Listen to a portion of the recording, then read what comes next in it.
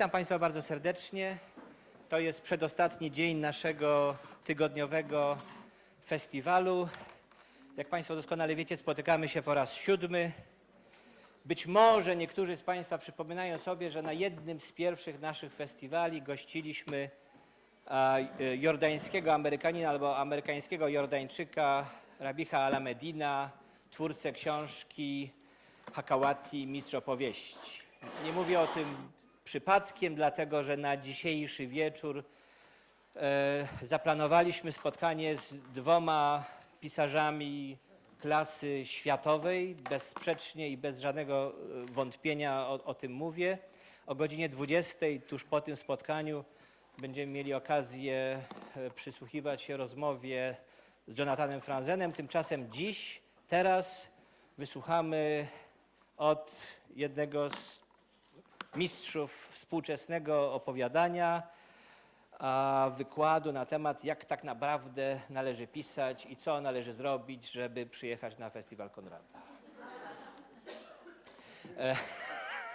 Spotkanie, jak Państwo doskonale wiecie z programu, to nasze spotkanie z panem Gonzalo Tavaresem. Brawo, brawo, brawo, brawo. Zaraz pójdziesz po długopis, ale muszę przedstawić osobę, która tak naprawdę wprowadzi do tego spotkania, panią Martę Cichocką. Idę po długopis. Która idzie po długopis i zaraz wraca. Just a second. So we need to wait for her to come back.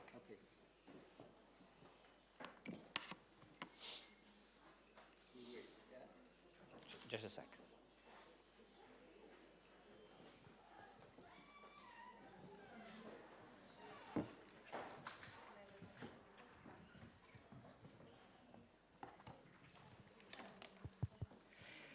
Dobry wieczór Państwu. Po tym żartobliwym wstępie pana dyrektora chciałabym uświadomić Państwu, a może dzięki tym dzikim tłumom obecnym na obu salach, że jeżeli chodzi o spotkania z pisarzami, to zdania są dosyć podzielone, nawet wśród pisarzy. Na przykład Margaret Atwood w swojej dość interesującej książce na temat pisania i pisarstwa podpisuje się pod taką anegdotą. Jej zdaniem chcieć spotkać pisarza bezpośrednio tylko dlatego, że lubi się jego powieści, jest mniej więcej tak samo uzasadnione, jak chcieć spotkać się z kaczką albo z gęsią, tylko dlatego, że lubi się specyfiki w stylu foie gras. I teraz zdaję sobie sprawę z tego, że jesteśmy w tym wyborowym gronie osób, które właśnie lubią foie gras. I zanim Gonzalo przedstawi Państwu swój wykład na temat tego, jak się konstruuje opowieści, jak się pisze opowieści, ja chciałabym przeczytać Państwu króciutką historyjkę na temat pana Tavaresa. Gonzalo Tavares z debiutem pisarskim czekał aż do 31 roku życia. Instynktownie wiedział, że debiut wszystko zmieni i chciał być na to wewnętrznie gotowy. Tymczasem przez ponad dekadę doskonalił swoją pisarską dyscyplinę. Wstawać bardzo wcześnie, od samego rana pracować w skupieniu, dużo pisać, jeszcze więcej skreślać. Pan Tavares twierdzi, że na 100 napisanych stron wykreśla 70. Jego debiut, Księga Tańca, ukazał się w 2001 roku jako owoc stypendium twórczego w dziedzinie poezji. Zaraz po nim, w ciągu 3 kolejnych lat, pan Tavares wyciągnął z szuflady i opublikował 11 różnych tytułów, jeden po drugim. Poezję, prozę poetycką, zbiory opowiadań, powieści. Dziś jest autorem 34 pozycji. Dobrze. Dziś jest autorem 34 pozycji, tłumaczonym na 35 języków i wydawanym w 45 krajach świata. W Polsce ukazały się 3 tytuły jego autorstwa.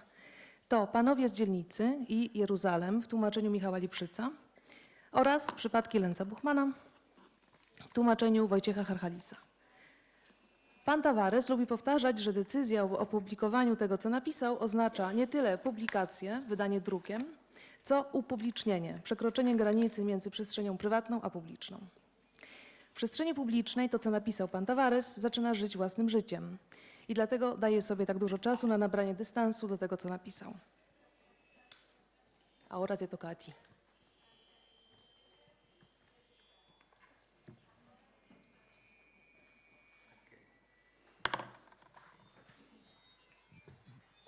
Bem, antes de mais agradecer o convite Eu vou falar nesta língua estranha, mas que eu adoro, que é a língua portuguesa. Acredito que isto é também um meio de nós trocarmos as línguas, não é? Eu ouvir o polaco, vocês ouvirem o português, acho que é bonito. Agradecer muito o convite para o festival, para o Conrad Festival. É uma grande honra estar aqui. Queria cumprimentar e agradecer a introdução da Marta e da organização e queria cumprimentar a minha editora Vera Mialski e a editora Noir et Blanc, a editora literária, e dizer que é com muita honra que me vejo publicar nesta editora e percebendo, como percebi ontem, que a sua editora, Vera, é uma grande leitora e isso, de alguma maneira, para mim, algo que faz sentido. Os editores têm que ser grandes leitores e fico muito contente de estar realmente com a Vera. Bem, eu não vou falar propriamente da questão de ensinar a escrever. Eu não acredito que se ensine a escrever. Para mim, a escrita não é uma técnica. A escrita não começa nas mãos. Eu diria que quando nós escrevemos, escrever não é escrever. Escrever é qualquer coisa que começa muito antes. E eu recordo, e gosto muito de um episódio do Picasso. O Picasso, em determinada altura, um milionário pediu um quadro ao Picasso e o Picasso, à frente desse colecionador milionário, em 5 minutos pintou um quadro, deu o quadro ao milionário e disse $100.000. O milionário americano ficou assim meio abanado e perguntou: como é que é possível você estar-me a pedir $100.000 por 5 minutos de trabalho? E o Picasso respondeu: você não está a pagar 5 minutos, você está a pagar, e a idade do Picasso nessa altura era 40 anos, você está a pagar 40 anos mais 5 minutos do Picasso. É isso que está a pagar. Ou seja, de alguma maneira, quando nós escrevemos, as mãos são o final da nossa biografia. É como se, desde a nossa infância até o momento em que escrevemos, de alguma maneira está lá tudo. E, portanto, eu acho que a escrita começa pela necessidade. Acho que ninguém deve escrever se não tiver uma raiva e uma vontade de escrever. E nesse sentido, eu queria falar de alguns pontos que são fundamentais na escrita, mas não propriamente em questões técnicas, porque não acredito nisso. Se alguém acreditar que a escrita é uma técnica, acho que se está a transformar em algo que não é um escritor. Um escritor tem necessidade e tem raiva, e a escrita é um meio, de alguma maneira, manifestar a sua necessidade, a sua raiva diante do mundo. Há um escritor que fala de uma personagem que é tão vesga que à quarta-feira olha ao mesmo tempo para os 2 domingos. Esta personagem, de alguma maneira, para mim, é o exemplo do que deve ser um escritor. Um escritor é alguém que à quarta-feira olha para o domingo anterior, e o domingo anterior é a história da literatura, ou seja, conhece e leu todos os autores importantes, estudou e lê a história da literatura, e por outro lado tem um olho para o domingo seguinte, ou seja, ele quer fazer qualquer coisa de novo. Se ele só tivesse um olho para o domingo anterior, de certa maneira seria um historiador da literatura. Mas um escritor não é um historiador, é alguém que quer fazer algo novo, portanto tem um olhar para o domingo seguinte. Por outro lado, tem os pés na quarta-feira, ou seja, tem os pés no dia atual, é perfeitamente consciente do que está a acontecer. E, portanto, eu acho que esta ideia para mim é essencial. O escritor deve ser vesgo, deve ter esta capacidade de olhar para 2 tempos ao mesmo tempo. E logo aqui está a questão da leitura. Se nós não conhecermos a leitura, se não lermos, de certa maneira estamos a começar pela segunda parte. Eu diria que escrever é um jogo com 2 partes. A primeira parte é ler, a segunda parte é escrever. há quem comece, infelizmente, pela segunda parte. Começa a escrever antes de ler. Não é? É um pouco como num jogo de futebol, queremos começar pela segunda parte sem ter jogado a primeira. Não é? E, portanto, de alguma maneira, a escrita é a segunda parte de um longo processo. Queria falar de alguns tópicos sobre a escrita, talvez quase fragmentados, até porque não há muito tempo para os prolongar, para depois termos a conversa com a Marta. Há uma frase de um filósofo, Walter Benjamin, que me marcou muito. Ele diz: o golpe decisivo será dado com a mão esquerda. O que ele está a dizer com esta frase, o golpe decisivo será dado com a mão esquerda, está a dizer que, de alguma maneira, se a nossa mão direita for a mais hábil, a mais competente, que o que vai realmente, o melhor golpe vai ser dado com a mão menos hábil. E, de alguma maneira, eu acho que isto deve ser uma metodologia da escrita. Nós devemos tentar sempre procurar a nossa mão esquerda, a nossa mão menos hábil, porque é essa mão que nos vai surpreender, que vai fazer qualquer coisa que nós não dominamos ainda. Claro que, se vocês, por exemplo, experimentarem escrever com a esquerda, mesmo fisicamente, quem for direito, e experimentar escrever durante 2 meses com a esquerda, vão ver que vão ficar hábeis a escrever com a mão esquerda. E, de alguma maneira, escrever deve ser isto, tentar encontrar sempre uma nova mão esquerda. Quando a nossa mão esquerda está hábil, devemos encontrar uma segunda mão esquerda, depois uma terceira mão esquerda, uma quarta mão esquerda. O golpe decisivo será dado sempre com a última mão esquerda, não é? Parece-me também importante falar de algo que para mim é relevante, que é a síntese. E eu começaria por dizer uma coisa óbvia que os gregos lembravam todos os dias, mas que nós esquecemos. Nós pertencemos à raça dos mortais, daqueles que vão morrer. Os gregos nesse aspecto eram muito sábios. Para os gregos havia os deuses e havia os mortais. Nós éramos os mortais. Nós, de alguma maneira, esquecemos isso hoje, não é?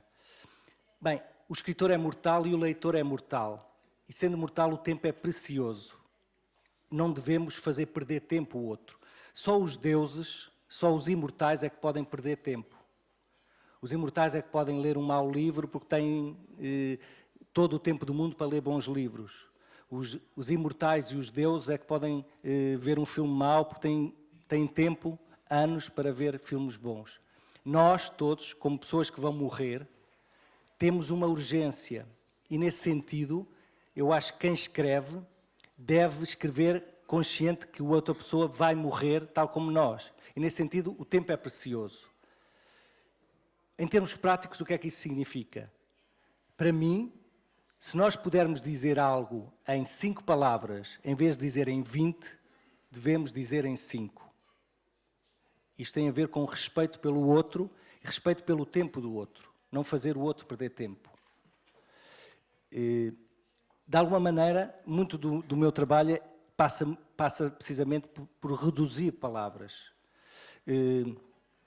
Eu normalmente escrevo rápido, escrevo 2, 3 páginas muito rápido, às vezes escrevo 10 páginas numa manhã e por vezes demoro semanas, meses, a passar essas 10 páginas para uma página. Eu escrevi um prefácio para um livro que se chama Biblioteca, um livro que eu escrevi, e inicialmente mandei para o editor um prefácio com 3 páginas. O livro estava quase a sair e eu telefonei ao editor a dizer: esperem um pouco que eu não gosto ainda do prefácio, ainda não está terminado.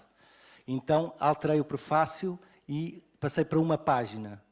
Ele ia editar e eu de novo telefonei e depois fui reduzindo e agora, se virem o prefácio do livro, tem 4 linhas. Mas estas 4 linhas, eu não tenho dúvidas, são muito melhores do que aquelas 4 páginas iniciais. E ao mesmo tempo há outra coisa, eu nunca chegaria a estas 4 linhas se não tivesse escrito aquelas 4 páginas. Ou seja, para mim o que eu acredito é que, de alguma maneira, se nós temos uma ideia que ocupa 100 metros quadrados, vamos pensar assim, o nosso trabalho deve ser como é que eu consigo que esta ideia ocupe menos espaço. todo o meu trabalho, muitas vezes, é tentar que uma ideia que ocupa 100 metros quadrados passe a ocupar depois 10 metros quadrados, 1 metro quadrado, 1 centímetro quadrado, 1 milímetro quadrado. E o que eu acredito é que, se nós pusermos uma grande potência, uma grande força num pequeno espaço, a frase fica com uma força inigualável, porque tem lá, de alguma maneira, todas as ideias iniciais, mas concentradas. Para mim, o trabalho do leitor, precisamente, é receber aquele centímetro quadrado e desdobrá-lo numa espécie de metro quadrado, 10 metros quadrados, 100 metros quadrados. O trabalho do escritor é concentrar, o trabalho do leitor, de alguma maneira, será desdobrar. E, por isso, eu tento sempre este trabalho de concentração, que é muito duro e nada entusiasmante. Ou seja, eu quando escrevo pela primeira vez a matéria bruta, escrevo de uma forma entusiasmada, é qualquer coisa muito excitante. Mas este trabalho de cortar, é um trabalho muito violento. Não é? Há um grande clássico da língua portuguesa, que é o Padre António Vieira, que escreve uma carta muito longa a um amigo,